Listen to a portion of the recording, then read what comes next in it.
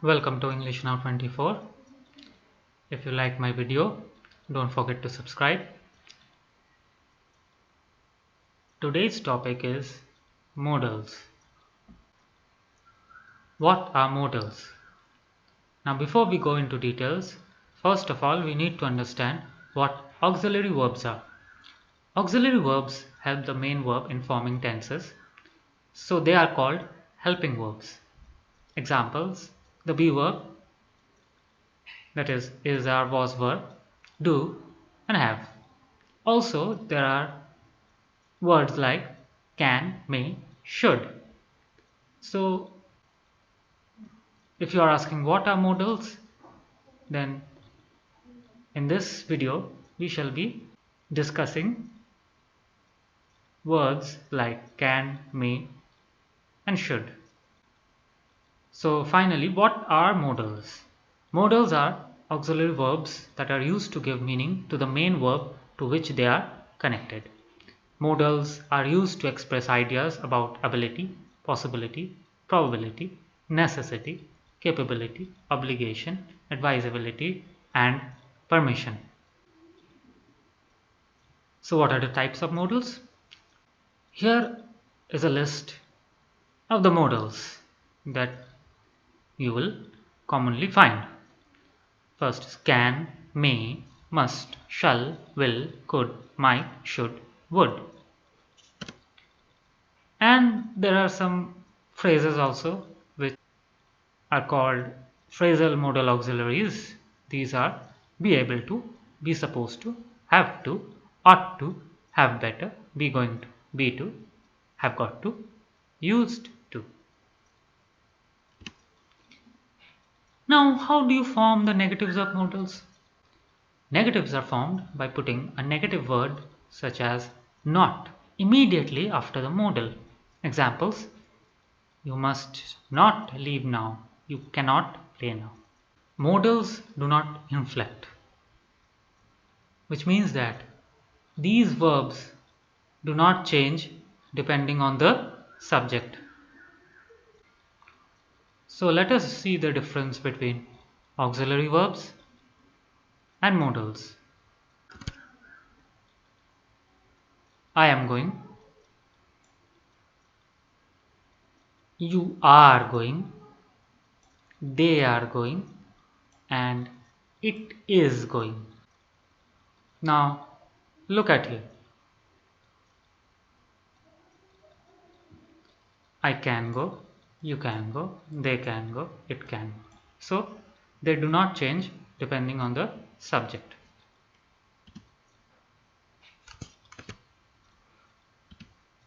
So the structure of the modal is subject plus modal plus V1 plus object.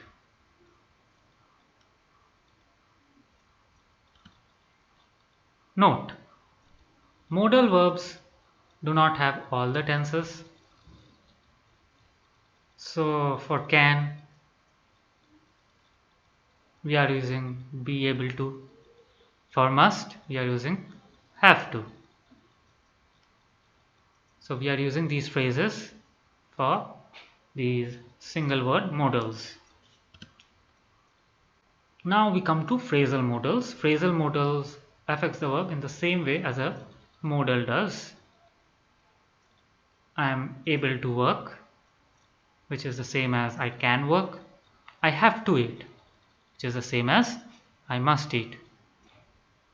So let us see how we can use the phrasal modals.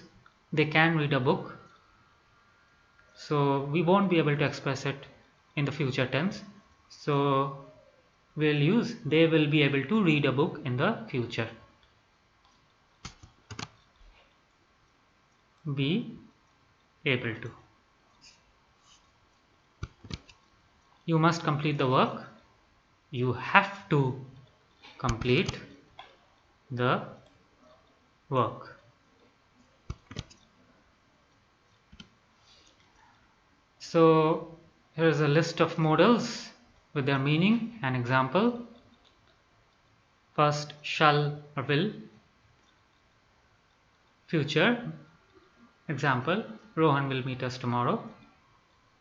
Might, low probability, I might become rich someday. Should, recommendation, subjective, and ought to, recommendation, objective.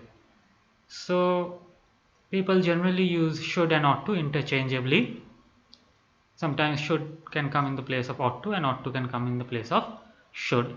But there is a slight difference. See here, should is subjective, which means concerning oneself. You should keep your room clean. Ought to is objective, which means concerning everyone. We ought to maintain discipline. Had better means warning. You had better leave or I shall call the police. So one modal may have more than one meaning. Here may and must, would have more than one meaning. May. First meaning permission, may I leave? Next, may, high probability, we may start the game soon. Must, meaning responsibility, everyone must keep their city clean. Must, assumption, she didn't speak, she must be unwell. Would, past, used to. When I was young, I would climb trees. So would and mean used to, as we saw, is another phrasal modal which is similar to would. Would, present, unreal. I would fight, but I am not well. Would, polite, asking, would you like some tea? Can, ability, we can speak French. Can I take this pen? Can, permission. Can I take this pen? Could, past ability, I could climb trees, which means that now I can't climb trees. Could, ability which does not become real, I could go if I had time. So, which means I did not go. Will, future action, I will do the work. Will, promise, I will return the money. So usually with I, we use shall, but in some exceptional cases, we use will.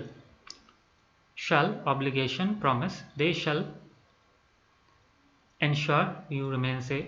Again, we use will, but in exceptional cases, we are using shall with the third person. So normally we use shall with first person and will with the second and third person.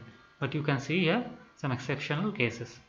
Shall, future, we shall go there in the evening. Remember, all modals are auxiliary verbs, but all auxiliary verbs are not modals.